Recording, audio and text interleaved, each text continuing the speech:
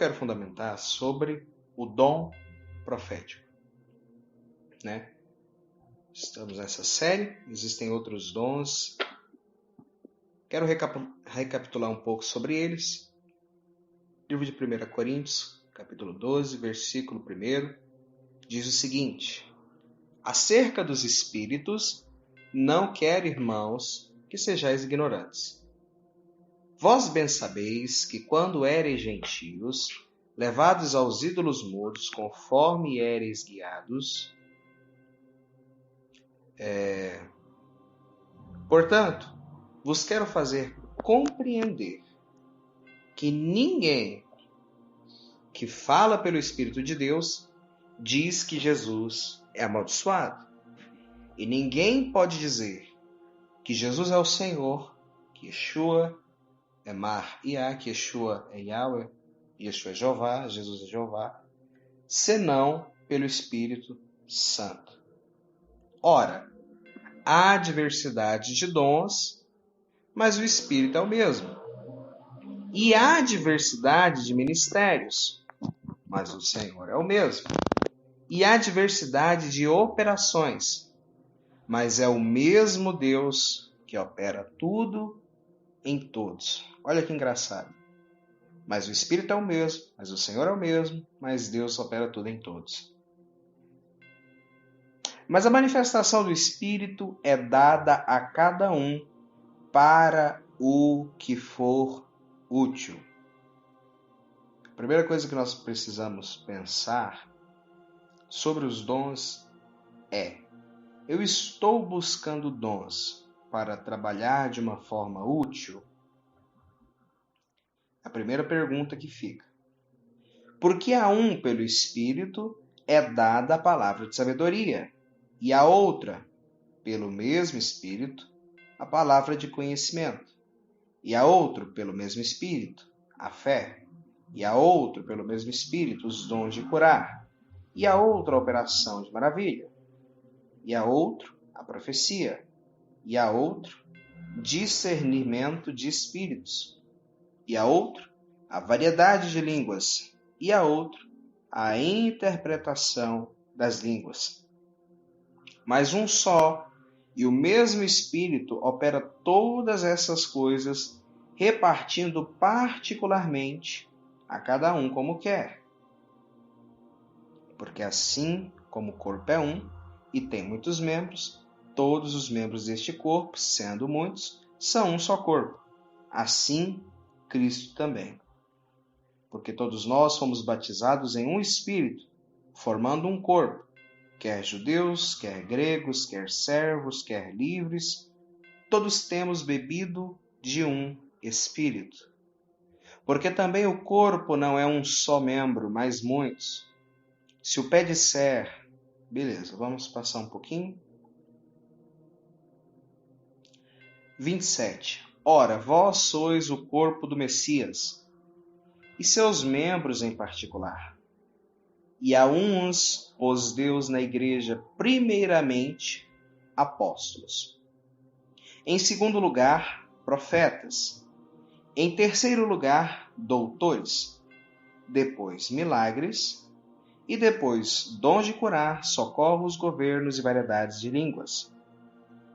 Porventura, todos apóstolos? Todos profetas? Todos doutores? Todos operadores de milagres? Todos têm o dom de curar? Falam todos em línguas? Interpretam todos? Procurai, portanto, com zelo os melhores dons, e eu vos mostrarei um caminho mais excelente. Agora ele vai falar sobre o uso dos dons. 13:1. Ainda que eu falasse a língua dos homens e dos anjos, e não tivesse amor, seria como metal que soa ou como sino que retine. Ou seja, a pessoa que se utiliza dos dons de forma equivocada, sem amor, que utiliza de uma forma que não é útil, na verdade, ela se torna insuportável. Insuportável. E ainda que tivesse profecia, e conhecesse todos os mistérios e todo o conhecimento, e ainda que tivesse toda a fé, e de maneira tal transportasse os montes, e não tivesse amor, eu nada seria. Então veja que Paulo usou como exemplo alguns dons, a língua dos homens, né, que são os idiomas das nações, a língua dos anjos.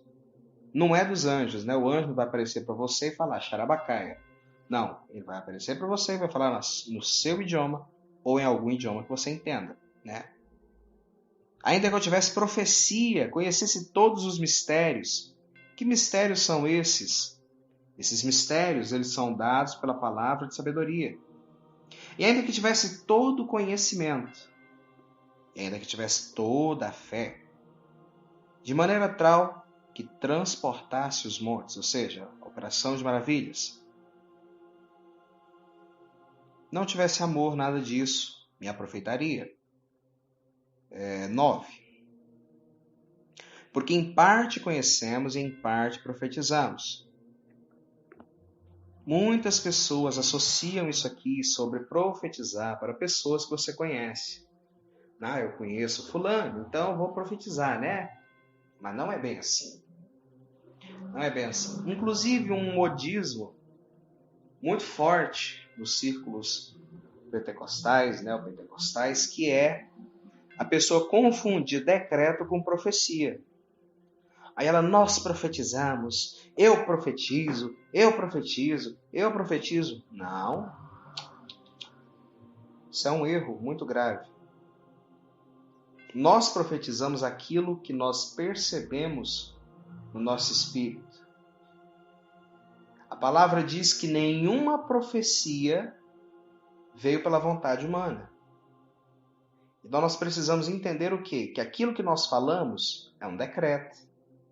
Mas aquilo que Deus fala é uma profecia. Então, esse em parte conhecemos, em parte profetizamos, quer dizer que Deus te dá uma revelação, uma palavra de conhecimento, que diga sobre o passado e o presente, e uma profecia que diga sobre o futuro. Continuando a leitura, quando vier o perfeito, então o que é em parte será aniquilado. Quando eu era menino, falava como menino, sentia como menino, pensava como menino, mas logo cheguei a ser homem e acabei com as coisas de menino. Porque agora vemos por espelho em enigma, mas então veremos face a face. Agora conheço em parte, mas então conhecerei como também sou conhecido. Agora, pois, permanecem a fé, a esperança e o amor. Estes três, mas o maior destes é o amor. Sigam o amor e procurai com zelo os espíritos, mas principalmente o de profetizar. E aí Paulo vai dizer e explicar por que esse dom, quem tem profecia, ele é maior. Veja como ele diz. Porque o que fala não fala aos homens, senão a Deus. Porque ninguém entende, em espírito fala mistérios. Mas o que profetiza fala aos homens, edificando, exortando e consolando. O que fala em língua edifica a si mesmo, mas o que profetiza edifica a igreja. E eu quero que todos vós falasseis em línguas, mais que profetizeis, porque todo o que profetiza é maior do que o que fala em línguas, a não ser que também interprete, para que a igreja receba a edificação. E agora, irmãos, se eu for ter convosco falando em línguas, que vos aproveitaria, se não vos falasse ou por meio de revelação, ou da ciência, ou de profecia, ou de doutrina? Da mesma sorte, se as inanimadas que fazem som, seja cítara, flauta, não formam sons distintos, como se conhecerá o que se toca com a flauta ou com a cítara? Porque se a trombeta do chofar der um som incerto, quem se preparará para a batalha? Assim também vós, se com a língua não pronunciardes palavras bem inteligíveis, como se ele entenderá o que se diz? porque estareis falando ao ar. Há, por exemplo, tanta espécie de vozes no mundo, e nenhuma delas é sem significado. Mas se eu ignorar o sentido da voz, serei bárbaro a quem falo, e serei estrangeiro para mim. Assim também vós, como desejais os espíritos, procurai abundar neles, para a edificação da igreja. Por isso, o que fala em língua, ore para que possa interpretar. Porém, se eu orar em língua, o meu espírito ora, mas o entendimento fica sem fruto. O que farei, pois? Orarei com o espírito, mas também orarei com entendimento. Cantarei com o espírito, mas também cantarei com entendimento. De outra maneira, se tu bendisseres com o espírito, como dirá o que ocupa o lugar de indouto, o amém? Sobre a tua ação de graças, visto que não sabe o que dizes, porque realmente tu dá bem as graças, mas o outro não é edificado. Dou graças a Deus porque falo mais em línguas do que todos vós. Todavia, antes eu quero falar na igreja 5 palavras na minha própria inteligência, para que possa também instruir os outros, do que 10.000 palavras em língua. Irmãos, não sejam meninos do entendimento, mas sejam meninos da malícia, e adultos do entendimento. Está escrito na lei, por gente de outras línguas e por outros lábios, falarei a esse povo e ainda assim não me ouvirão, diz Yahweh. De sorte que as línguas são um sinal, não para os infiéis, mas para... De sorte que as línguas são um sinal não para os fiéis, mas para os infiéis. E a profecia não é sinal para os infiéis, mas para os fiéis. Se, pois, toda a congregação se congregar num lugar e todos falarem línguas, e entrarem doutos ou infiéis, não dirão porventura que estáis loucos? Mas se todos profetizarem e algum indouto ou infiel entrar, de todos é convencido e de todos julgado. E, portanto, os segredos do seu coração serão manifestos, e lançando-se o seu rosto, adorará a Deus, publicando que Deus verdadeiramente está entre vós. Que fareis, pois, irmãos? Quando vos ajunteis, cada um de vós tem salmo, tem doutrina, tem revelação, tem línguas, tem interpretação. Faça-se tudo para edificação. E se alguém falar em língua, por 2, quando muito 3, e por sua vez haja um intérprete. Mas se não houver intérprete, esteja calado na igreja e fale consigo mesmo e com Deus. Falem 2 ou 3 profetas, e os outros julguem. Mas se outro que estiver sentado for revelado, cale-se o primeiro, porque todos podereis profetizar, um depois do outro, para que todos aprendam e todos sejam consolados. O espírito dos profetas está sujeito aos profetas, porque o eterno não é de confusão, senão de paz, como em todas as igrejas dos santos. As vossas mulheres estejam caladas nas igrejas, porque não lhes é permitido falar, mas estejam sujeitas, como também ordena a lei. E se querem aprender alguma coisa, interroguem em casa seus próprios maridos, porque é vergonhoso que as mulheres falem na igreja. Portanto, saiu dentre vós a palavra de Deus, ou veio ela somente para vós? Se alguém cuida ser profeta, ou espiritual, reconheça que vos escrevo mandamentos do Senhor. Mas se alguém ignora isso, que ignore. Portanto, irmãos, procurai com zelo profetizar e não proibais o falar em línguas. Faça-se tudo com ordem e decência. 15:1. Aliás, já foi. Então, vou fazer um breve comentário. Primeira coisa, por que aquele que profetiza é maior do que aquele que fala em língua? Primeira coisa, geralmente, é muito raro nos dias de hoje a gente ver alguém que tem uma língua das nações. Não estou dizendo que seja impossível, mas é raro. Então, nós temos que entender que não há necessidade de, numa reunião pública, onde provavelmente virá um indouto, se estar falando em línguas, porque ele não vai entender o que está acontecendo. Ele vai pensar que o povo está louco. Então, por que o Eterno levou Paulo à conclusão de dizer que profetizar é mais importante? Porque a profecia é o testemunho maior de Yeshua. A profecia, ela vem e faz com que o indouto possa reconhecer que Yeshua é o Senhor. Porque diz o seguinte: se todos profetizarem e algum infiel entrar, de todos é convencido, de todos é julgado. E, portanto, os segredos do seu coração ficam manifestos, e assim, lançando sobre o seu rosto, adorará o Eterno, publicando que o Eterno verdadeiramente está entre nós. Então, a profecia, ela vem para ser o testemunho de Jesus. Apocalipse 19:10 diz o seguinte: era uma conversa entre João e o anjo que estava revelando as coisas. E aí João diz: e eu me lancei aos seus pés para o adorar. Mas ele me disse: olha, não faça isso. Eu sou o teu conservo e dos teus irmãos, porque tenho testemunho de Jesus. Adora a Deus, porque o testemunho de Jesus é o espírito de profecia.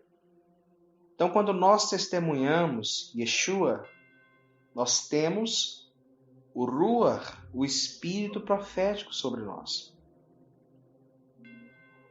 Então, esta é uma das causas que Shaul recomendava que houvesse a profecia. Porque pela profecia, você edifica todo o coletivo.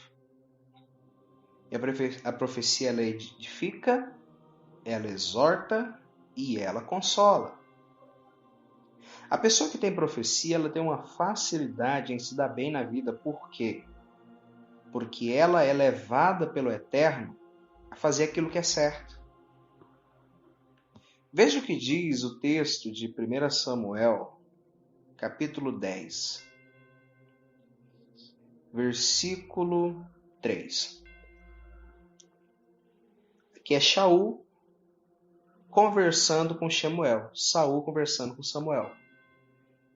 E Samuel disse: e quando dali passares mais adiante, e chegares ao carvalho de Tabor, ali te encontrarão 3 homens, que vão subindo a Deus, a Betel. Um deles levando 3 cabritos, e o outro 3 pães, 3 bolos de pão, e o outro um odre de vinho. E perguntarão como estás, e te darão 2 pães, e tomarás das suas mãos. Então chegarás ao outeiro do Eterno, onde está a guarnição dos filisteus, e há de ser que, entrando ali na cidade, encontrará um grupo de profeta que descem do alto e trazem diante de si saltérios e tambores e flautas, e eles estarão profetizando. E o Espírito de Yahweh se apoderará de ti, e profetizarás com eles, e tornar-se-ás um outro homem. E há de ser que, quando estes sinais te vierem, faze o que achar a tua mão, porque o Eterno é contigo. Tu, porém, descerás antes de mim ao Gilgal, e eis que eu descerei a ti para sacrificar holocaustos e para oferecer ofertas pacíficas. 7 dias esperarás até que eu venha a ti, e te declare o que hás de fazer. Sucedendo, pois, que virando as costas para partir de Samuel, Deus lhe mudou o coração em outro. Veja que o primeiro milagre que aconteceu com Samuel foi o novo nascimento. Deus lhe deu um novo coração. E todos os sinais aconteceram naquele dia. Chegando eles ao outeiro, eis que um grupo de profetas lhes saiu ao encontro, e o Espírito de Deus se apoderou dele e profetizou no meio deles. Quando nós nascemos de novo, o primeiro dom que nós recebemos geralmente é profecia e línguas. A fé também, né? Porque sem ela você não pode agradar a Deus e muito menos manifestar os dons. Então, quando Shaul ele nasceu de novo, o Espírito de Deus se apoderou dele e ele profetizou no meio deles. E aconteceu que, como todos os que antes conheciam, viram que ele profetizava com os profetas, então disse o povo, cada um ao seu companheiro: Que sucedeu ao filho de Quis? Está também Saul entre os profetas? Então o homem dali respondeu e disse: Quem é o pai deles? Por que se tornou em provérbio? Saul está entre os profetas? E acabando de profetizar, foi ao alto. E disse-lhe o tio de Saul ao seu moço: Onde foste? A buscar as jumentas, e vendo que não aparecia, fomos a Samuel. Então disse o tio de Samuel: Declara-me, peço-te, o que vos disse Samuel? E ele disse: Declara-nos, na verdade, que as jumentas foram encontradas, porém a negócio do reino de que Samuel falara não lhe declarou. Então Samuel ele aprendeu outra coisa também. Existem profecias que não podem ser ditas para qualquer um. Existem profecias que Deus nos dá que são apenas nossas. Imagina se Samuel entregasse essa profecia. Já era. Porque toda profecia ela vem carregada de uma unção que vai fazer com que essa profecia se cumpra. Aliás, ela vem carregada de um poder que vai fazer com que ela se cumpra. Se você falar, você está liberando esse poder antes da hora. A gente tem que tomar cuidado sobre com quem nós conversamos, para não liberar esse poder antes da hora. Voltando ao texto, 1 Coríntios 14, 12. Assim também vós, como desejais espíritos, procurai abundar para edificação da igreja. Então nós devemos procurar aqueles dons que estão em falta na igreja. Para quê? Para que a igreja seja edificada. Edificada na fé, edificada no eterno, edificada no Messias, né? Então o que Paulo ensina? Porque se eu orar em língua, o meu espírito ora. Então o que é a oração em línguas? A oração no espírito. Mas o meu entendimento fica sem fruto. Que farei, pois? Agora vem a chave, vem o ensino, o segredo. Orarei com o meu espírito, mas também orarei com entendimento. Cantarei com o espírito, mas também cantarei com entendimento. Então, além de nós orarmos em espírito, nós podemos também cantar em espírito. Cantar em espírito é muito mais do que apenas cantar em línguas. O cantar em espírito é aquele momento onde a sua audição se abre e você passa a adorar como os céus estão adorando. Esse tipo de adoração é chamado de adoração profética. Um texto muito conhecido sobre isso está em 1 João 4, onde nós vemos uma conversa da mulher samaritana com Jesus. E eu quero associar Yeshua ao nosso espírito e a mulher samaritana à nossa alma. Então, quando houver Jesus, eu vou ler como espírito. Quando houver a mulher, eu vou ler como alma, porque eu estou usando como uma analogia, como uma parábola. E quando o Senhor desceu aos fariseus, tendo ouvido que Jesus fazia e batizava mais que os discípulos de João, ainda que Jesus mesmo não batizava, mas os seus discípulos, desceu à Judéia e foi outra vez para a Galiléia. E lhe era necessário passar por Samaria. E foi, pois, a uma cidade de Samaria chamada Sicar, junto de Herdade de Jacó, que tinha dado a seu filho José. Estava ali a fonte de Jacó.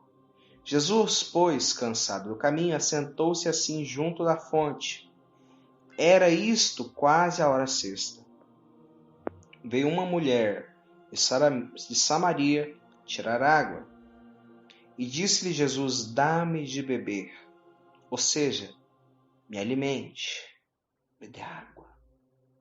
Porque os seus discípulos tinham ido à cidade comprar comida. Disse-lhe, pois, a mulher samaritana, disse-lhe, pois, a alma: Como sendo tu judeu, me pede de beber a mim, que sou mulher samaritana?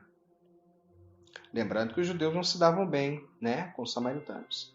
Jesus lhe respondeu: Se tu conheceras o dom de Deus, e quem é o que te diz, dá-me de beber, tu lhe pedirias, e ele lhe daria a água da vida. A nossa alma em si mesma não pode ser alimentada. A nossa mente de si mesma não consegue ser plena, ser cheia. A nossa alma só pode ser cheia do Espírito. Quando o Espírito está cheio, nossa alma também é cheia. E então nós vivemos as águas vivas. Disse-lhe a mulher: Senhor, tu não tens com o que tirar, o poço é fundo, onde, pois, tem água viva? És tu maior que o nosso pai Jacó, que nos deu o poço, bebendo ele próprio dele, e os seus filhos e o seu gado? Jesus lhe respondeu: Qualquer que beber desta água tornará a ter sede. Mas qualquer que beber da água que eu lhe der, nunca terá sede, porque a água que eu lhe der fará nele uma fonte de água que salta para a vida eterna. Quando nós deixamos de alimentar nossa alma e alimentamos o nosso espírito começa a jorrar água viva, uma água para a vida eterna. Quando nós alimentamos o nosso espírito, nós entramos no reino. Nós vivemos o reino. E o reino em nós, Cristo em nós, é a esperança da glória. Disse a mulher: Dá-me dessa água, para que eu não tenha mais sede, não venha aqui para tirá-la. Então, a nossa alma, quando ela reconhece o Espírito, ela passa a dar ao Espírito o governo, porque ela sabe que ela sozinha não pode fazer nada. Disse-lhe Jesus: Vai, chama o teu marido e vem cá. Ou seja, o nosso espírito vai esquadrinhar o nosso coração, a nossa alma, e vai dizer: isso aqui está errado. Você precisa melhorar nisso aqui. Porque quem tem consciência é o nosso espírito. Nossa alma tem uma mente, mas ela não tem consciência. A consciência vem do nosso espírito. A mulher respondeu: Não tenho marido. E disse-lhe Jesus: Dissestes bem que não tenho marido, porque tiveste 5 maridos, e o que agora tens não é teu marido. Isso disseste com verdade. Então veja que o Espírito esquadrinhou a alma e mostrou o erro. Disse-lhe a mulher: Senhor, vejo que és profeta. Nossos pais adoraram nesse monte, e vós dizeis que é em Jerusalém o lugar onde se deve adorar. Então a alma entra num conflito, porque ela pensa: mas é assim que se faz as coisas. É assim que eu devo fazer, é sempre assim, todo mundo faz assim, nós vamos para o culto e canta 3 hinos da harpa, e alguém fala alguma coisa bonita no microfone, a gente chora, coisa linda, maravilhosa.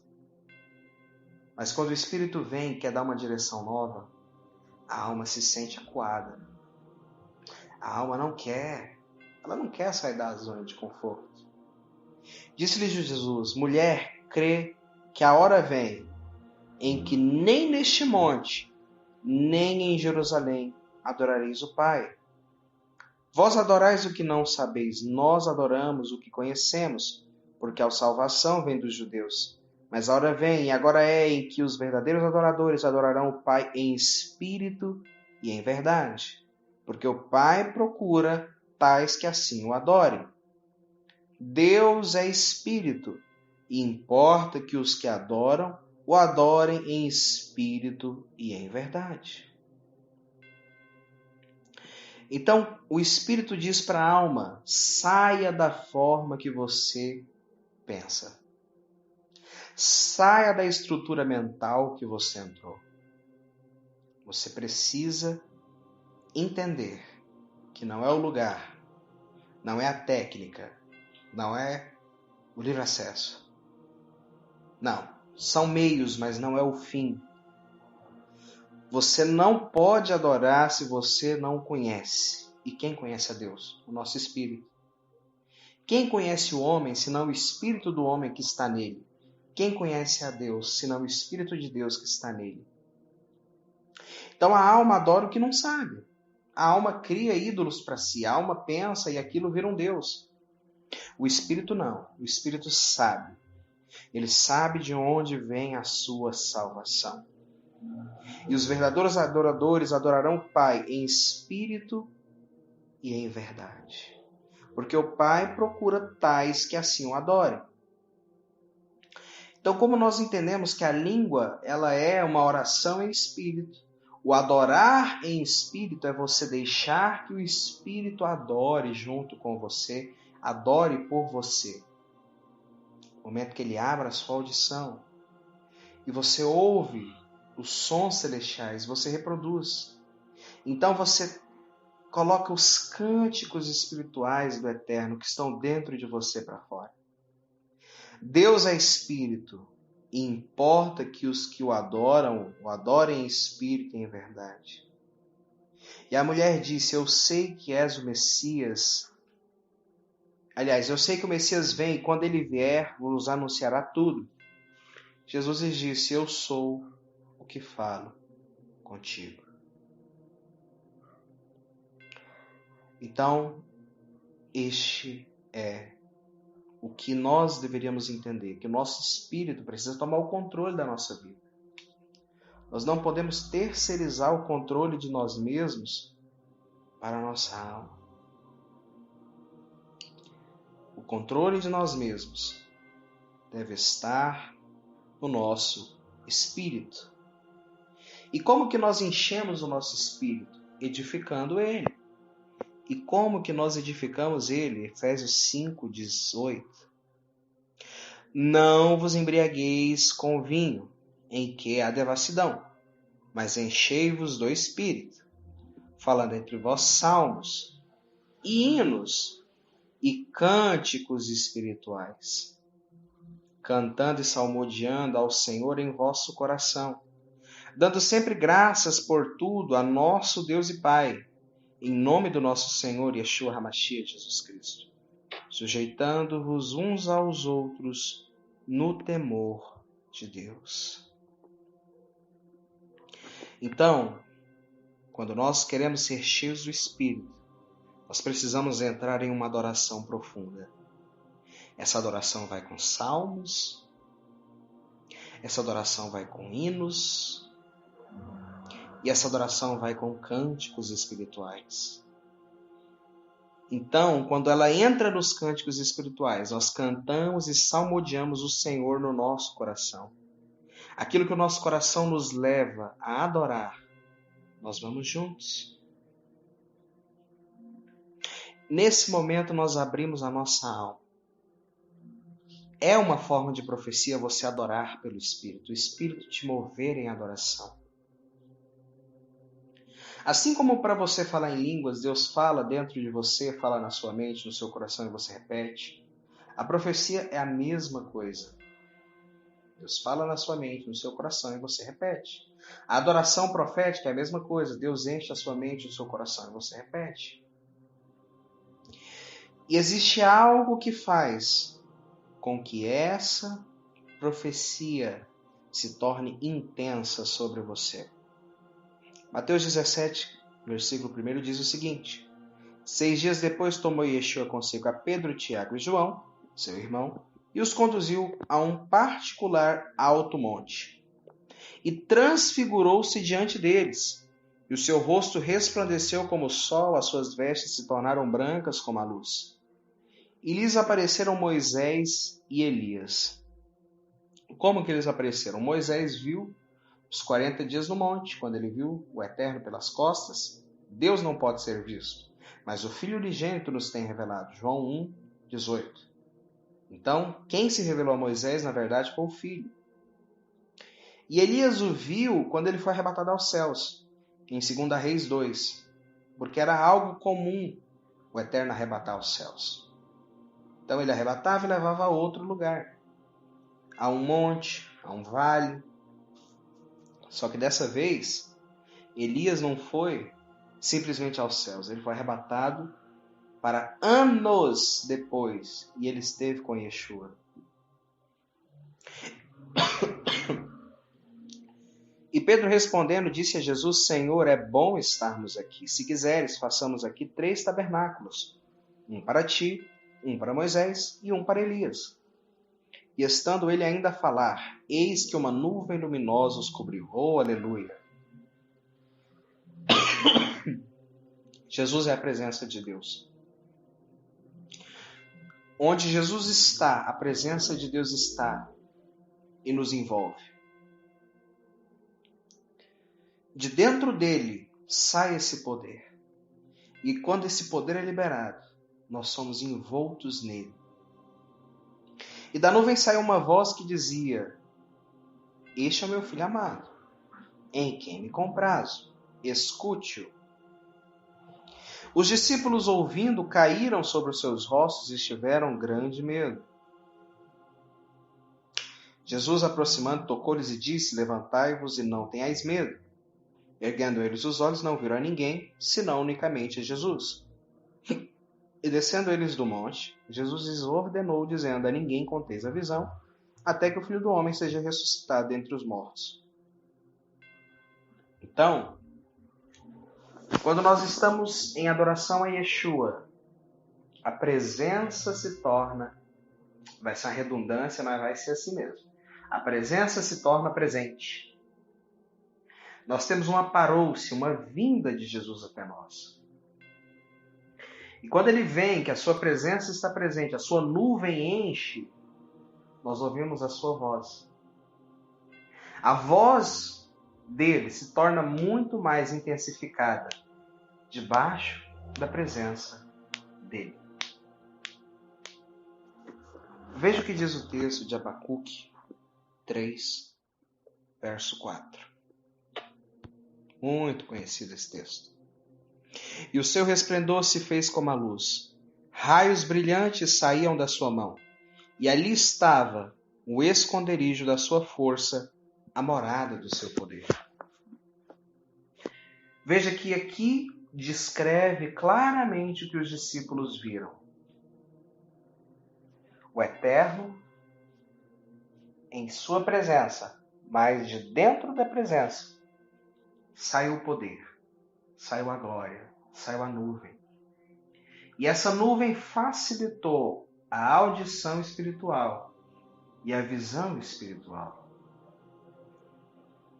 Então, quando nós conseguimos atrair a nuvem, quando nós atraímos a presença de Yeshua, se torna mais fácil ver e ouvir. E, inclusive, uma coisa eu digo: quanto mais forte a nuvem for, mais visível Yeshua se tornará. Porque quando Yeshua revelou a eles quem ele realmente era, imediatamente a nuvem os cobriu.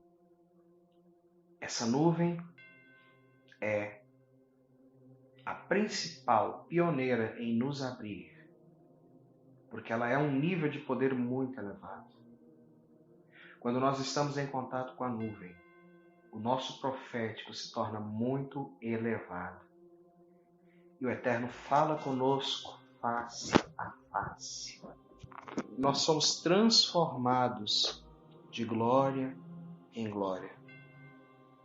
É como diz o texto de 2 Coríntios 3, versículo 17. Vou ler a partir do versículo 15. E até hoje, quando é lido Moisés, o véu está posto sobre o coração deles. Mas quando se convertem ao Eterno, então o véu se tirará. Ora, o Senhor é o Espírito, e onde está o Espírito do Senhor, ali é libertação. Mas todos nós, com o rosto descoberto, refletindo como espelho a glória do Senhor, somos transformados de glória em glória na mesma imagem, como pelo Espírito do Senhor. A imagem do Espírito do Senhor, o contato de glória em glória, transforma a nossa vida. A nossa busca tem que ser que Yeshua se torne real para nós. A palavra diz: buscai a paz com todos e a santidade, sem a qual ninguém verá o Senhor. E em outro lugar diz: ele é a imagem visível do Deus invisível. Como nós podemos testemunhar alguém que nós não vimos? Isso é impossível. Nós precisamos ver e ouvir Yeshua, para que possamos testemunhar de verdade. Porque o testemunho de Yeshua é o espírito da profecia. Como diz o texto de Atos 1:8, mas recebereis poder do Espírito Santo, que há de vir sobre vós, e ser-me-eis testemunhas, tanto em Jerusalém, como em toda a Judéia e Samaria, até os confins da terra. No momento em que nós nos submetemos e o Espírito vem sobre nós recebemos um poder para ser testemunhas. Como eu vou testemunhar alguém que eu não vi? Como eu vou testemunhar alguém que eu não ouvi? O Evangelho é poder de Deus. E esse poder ele é manifesto pela pessoa de Yeshua. Quanto mais próximo de Yeshua em louvor, adoração e intimidade, mais forte a profecia se torna na sua vida. Porque o testemunho de Yeshua é o espírito da profecia. Outra coisa que nós precisamos entender, que está em 1 Coríntios,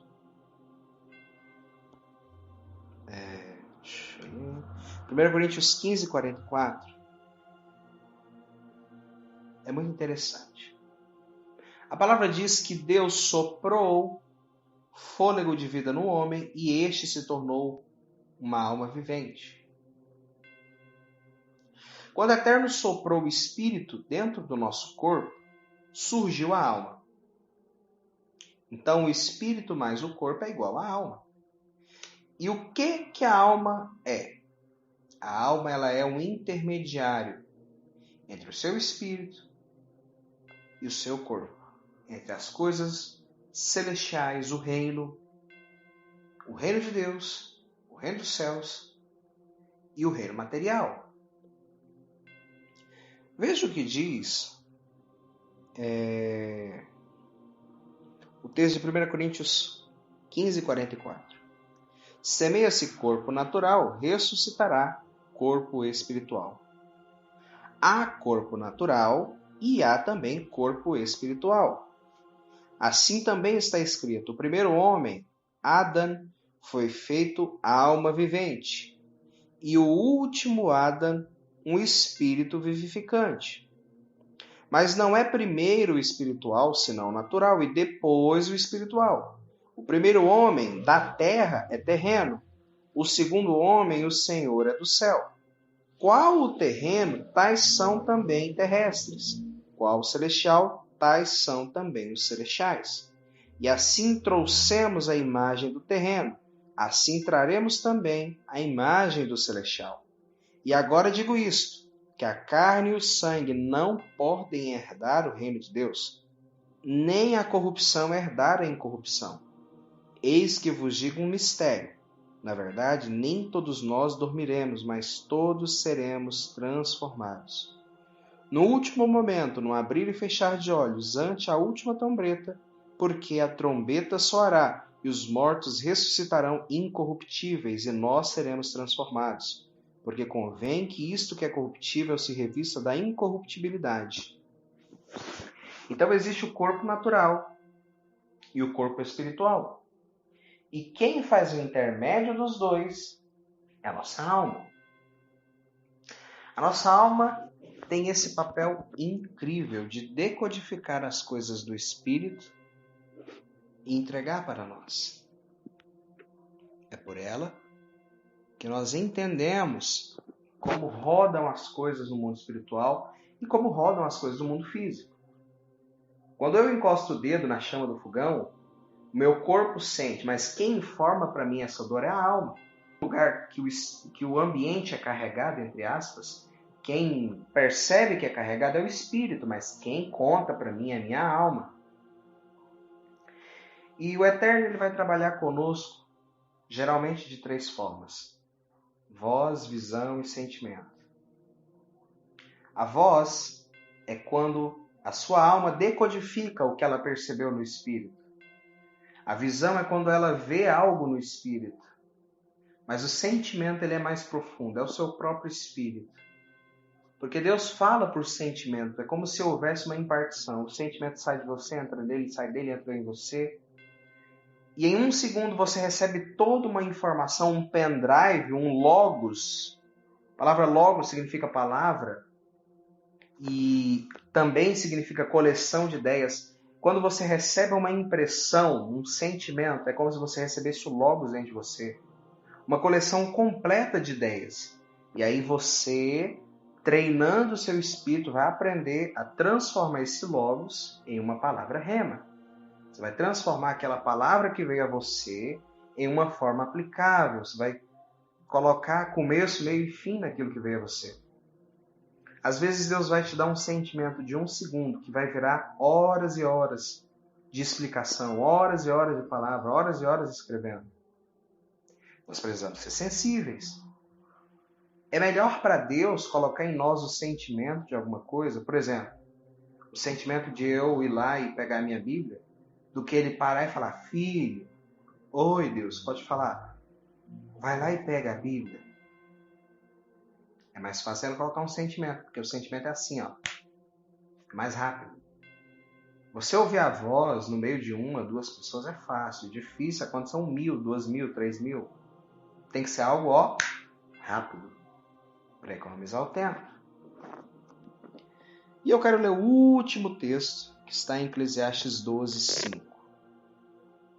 Quando também temerem o que é alto, e espantos no caminho, e florescer a amendoeira, e o gafanhoto for peso, e perecer o apetite, porque o homem se vai à sua casa eterna, e os pranteadores andarão rodeando pela praça. Antes que se rompa o cordão de ouro, e se quebre o copo de ouro, e se despedace o cântaro junto à fonte, e se quebre a roda junto ao poço, e o pó volte à terra, como era, e o espírito volte a Deus que o deu. Vaidade de vaidades, diz o pregador, tudo é vaidade. O que é esse cordão de prata? O nosso espírito, a palavra espírito no grego é pneuma, no hebraico é rua, e ambas significam vento, sopro, fôlego, inspiração, mover. O que prende o mover, o nosso espírito dentro de nós, é o cordão de prata. Porque como ele é um ar, um vento, ele poderia muito bem voar por aí, né? E esse cordão de prata, ele vem e segura. É como, por exemplo, o átomo, né? Se eu não me engano, os prótons e os nêutrons estão no meio e os elétrons estão em volta, circulando. E os elétrons, na verdade, eles conseguem manter o próton e o nêutron quietos. Porque se não houvessem ele, os dois acabariam saindo por aí. Da mesma forma, se eu não me engano, o livro de Daniel ou Ezequiel diz que o trono de Deus é sustentado por rodas e colunas de fogo, para que o trono de Deus não saia voando por aí. Então, da mesma forma, nós temos grandes, como se fossem rodas. Nós temos em nossa volta rodas, muitas rodas que impedem que o nosso espírito saia voando por aí. E o nosso espírito está preso pelo cordão de prata. Ezequiel, capítulo 1, versículo 1. E aconteceu no 30º ano, no 4º mês, no 5º dia do mês, que estando eu no meio dos cativos, junto ao rio Quedar, se abriram os céus e tive visões de Deus. Então, toda vez que os céus se abrem, há uma visão. Veio expressamente a palavra de Yahweh a Ezequiel, ou seja, Yeshua veio, porque Yeshua é a palavra que se fez carne. E olhei, e eis um vento tempestuoso vinha do norte, uma grande nuvem. Olha que interessante. Atos 2, e ouviu-se um vento impetuoso. Mateus 17, a nuvem, né? Então o Espírito Santo veio até ele. E eis um vento impetuoso que vinha do norte, uma grande nuvem, com um fogo revolvendo-se, e um esplendor ao redor. E tudo dela uma coisa, como cor de âmbar do meio do fogo. E do meio dela saía a semelhança de 4 seres viventes. No hebraico, 4 raim, 4 vidas, né? Esses seres são tão interessantes que, sinceramente, eles nem nome têm, né? Nem nome têm. E esta era a sua aparência, tinham a semelhança de homem. E cada um tinha 4 rostos, como também cada um deles tinha 4 asas, e os seus pés direitos, pés direitos, e as plantas dos seus pés como a planta do pé de bezerra, e luziam como a cor do cobre polido. E tinham mãos de homem debaixo de suas asas, aos 4 lados, e assim todos os 4 tinham os seus rostos e as suas asas. E uniam-se as suas asas uma à outra, e não se viravam quando andavam. E cada qual andava continuamente para a frente. E a semelhança dos seus rostos era como o rosto do homem. E do lado direito de todos os 4 tinham um rosto de leão, e do lado esquerdo tinham um rosto de boi. E também tinham o rosto de águia, todos os 4. Assim eram os rostos, as suas asas estendidas por cima, cada qual tinha 2 juntas uma com a outra, e 2 cobriam os corpos deles. E cada qual andava para diante de si, para onde o Espírito havia de ir, iam, não se viravam quando andavam. Presta atenção. E quanto à semelhança dos seres viventes, o seu aspecto era como ardentes brasas de fogo, com aparência de lâmpadas. O fogo subia e descia por entre os seres viventes, e o fogo resplandecia, e do fogo saíam relâmpagos, a eletricidade de Deus, né? E os seres viventes corriam e voltavam à semelhança de um clarão de relâmpago. Eles eram muito rápidos. E vi os seres viventes, e eis uma roda sobre a terra, junto aos seres viventes, uma para cada um dos 4 rostos. Os aspectos das rodas e a obra delas eram uma cor de berilo, e os 4 tinham uma mesma semelhança, e o seu aspecto e a sua obra era como se tivera uma roda no meio de outra roda. Andando elas estavam pelos seus 4 lados, e não se viravam quando andavam. E os seus aros eram tão altos que faziam medo. E essas 4 tinham as suas cambotas cheias de olhos ao redor. E andando os seres viventes, andavam as rodas juntos ao lado deles. E levando-se os seres viventes, elevavam-se também as rodas. Porque onde o Espírito queria ir, eles iam, para que onde o Espírito tinha de ir, e as rodas se elevavam defronte deles, porque o Espírito do ser vivente estava nas rodas. Andando eles, andavam elas, e parando eles, paravam elas, e elevando-se eles da terra, elevavam-se também as rodas defronte deles, porque o Espírito do ser vivente estava nas rodas.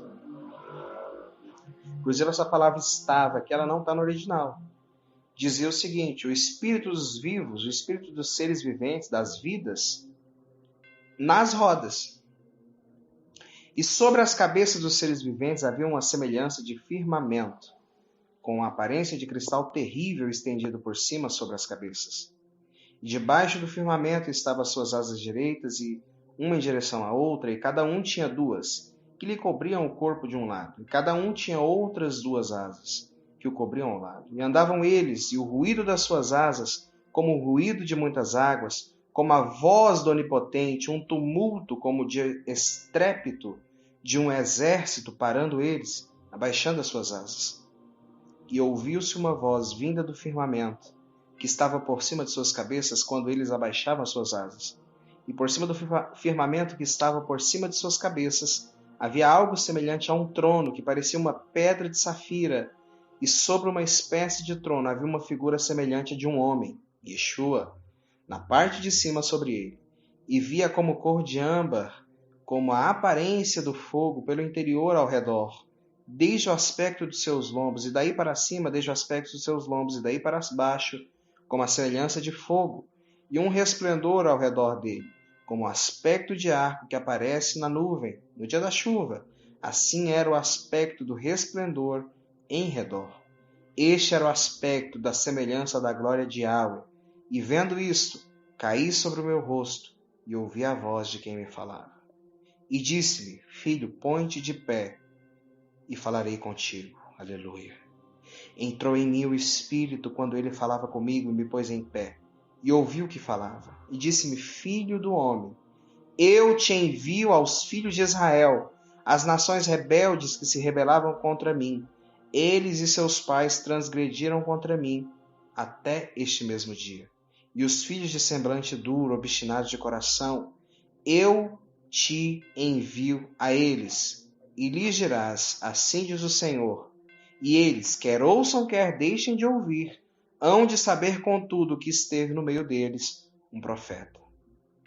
E tu, ó filho do homem, não temas as suas palavras, ainda que estejam contigo sarças e espinhos, e tu habite entre escorpiões, não temas as suas palavras, nem te assustes com os seus semblantes, porque são casa rebelde. Mas tu lhes dirás as minhas palavras, quer ouçam, quer deixem de ouvir, pois são rebeldes. Mas tu, ó filho do homem, ouve o que eu te falo, não sejas rebelde como a casa rebelde. Abre a tua boca, come o que eu te dou. Então vi uma mão que se estendia para mim, e nela havia um rolo de livro, e estendeu dentro de mim. E ele estava escrito por dentro e por fora, e nele estavam escritas lamentações, suspiros e ais.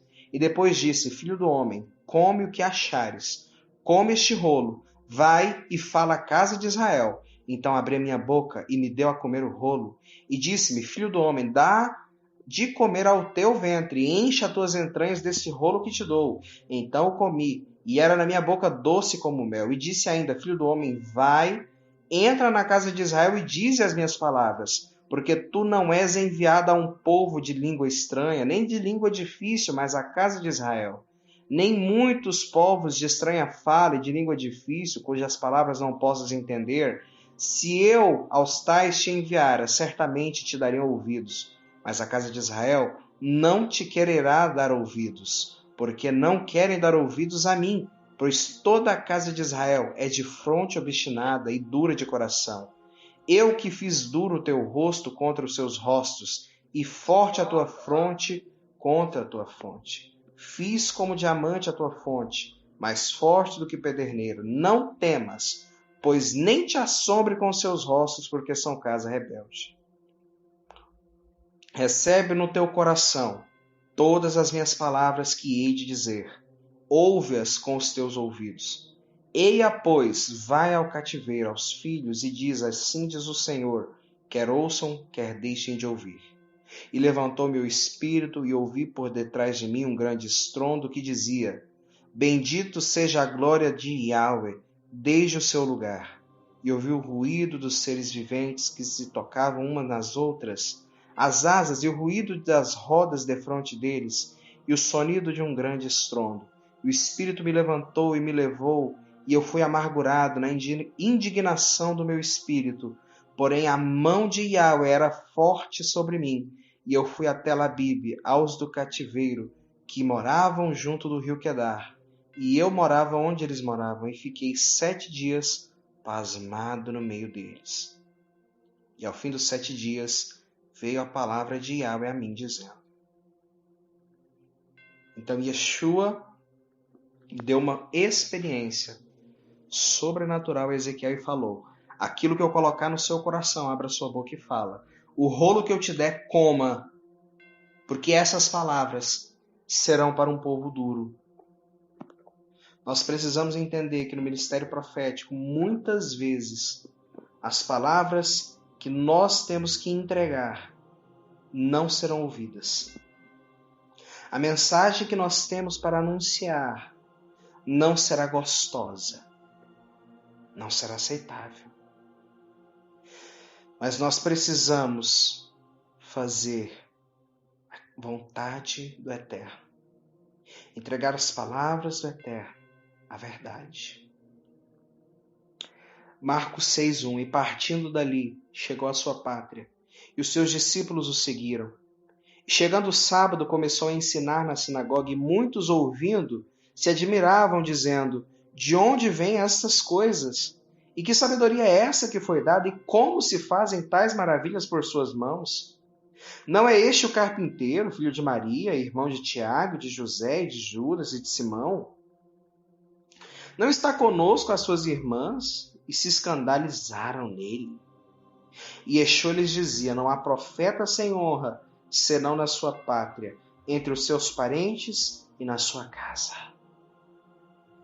Não podia fazer ali nenhuma obra maravilhosa. Somente curou alguns poucos enfermos, impondo-lhes as mãos. E ele se admirou da incredulidade deles e percorreu as aldeias vizinhas, ensinando.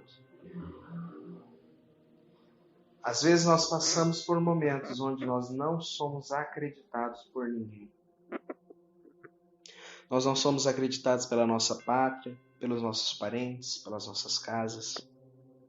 Mas o Eterno falou e ordenou que a palavra que Ele nos der, nós devemos falar. E veja que os espíritos daquela galera estavam nas rodas, né? O espírito daqueles seres viventes estava nas rodas. Antes que se rompa o cordão de prata, esse cordão de prata ele une o nosso corpo ao nosso espírito. Se esse cordão se romper, nós morremos, né? Quando uma pessoa ela sai em espírito, ela ainda está ligada ao seu corpo com o cordão de prata. E por isso a sua mente consegue processar o que está acontecendo no espírito. Porque o cordão de prata traz essas informações. Quanto mais limpo está o canal do poder de Deus, quanto mais você busca, ora, jejua, mais esse cordão de prata passa as informações do seu espírito para a sua alma com facilidade e clareza. Você tem uma lembrança melhor. Antes que se quebre o copo de ouro e se despedace o cântaro junto à fonte, se quebre a roda junto ao poço. O copo de ouro é o lugar da adoração. É onde o vinho de Deus se manifesta. É onde mora a unção dentro de nós. O cântaro junto à fonte é nós irmos atrás de Yeshua, irmos atrás das águas vivas. É pelo cântaro que nós nos alimentamos. E a roda junto ao poço é o movimentar do Espírito, as rodas se abrindo para que o nosso Espírito seja livre. E o pó volte à terra como era, e o Espírito volte a Deus que o deu. Então o ministério profético é isso, cara. É você ter ousadia de falar aquilo que o Eterno colocou no seu coração. Quando nós estamos em adoração, o nosso coração se abre, o nosso peito se abre, e dele jorram águas para a vida eterna.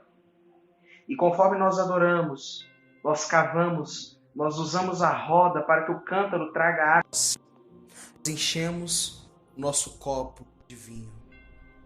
Nós enchemos de comunhão. É no nosso peito, é no nosso coração que o Espírito mais se manifesta, mais enche, mais fala. E quando a mente e o coração estão unidas num só propósito, quando nós falamos algo alinhado com o que nós pensamos, com o que nós sentimos no nosso coração, aquilo traz um resultado incrível. Porque quando nós profetizamos, as nossas palavras tocam o passado, o presente e o futuro. E a pessoa que acredita, para Deus, é como se aquela profecia já tivesse se cumprido. Então a pessoa ela vai só caminhar até chegar à plena completude, ao pleno cumprimento daquela profecia. A minha oração é que você que está ouvindo seja inundado pelo dom de profecia, pelo testemunho de Yeshua. A minha oração é que você possa vê-lo, porque como você vai testemunhar alguém que você não viu, alguém que você não ouviu? A minha oração é que nesses dias Ele te dê algo incrível. Ele te dê um mistério, algo entre você e Ele, porque nós falamos as coisas que estavam ocultas em mistério. Quando nós oramos em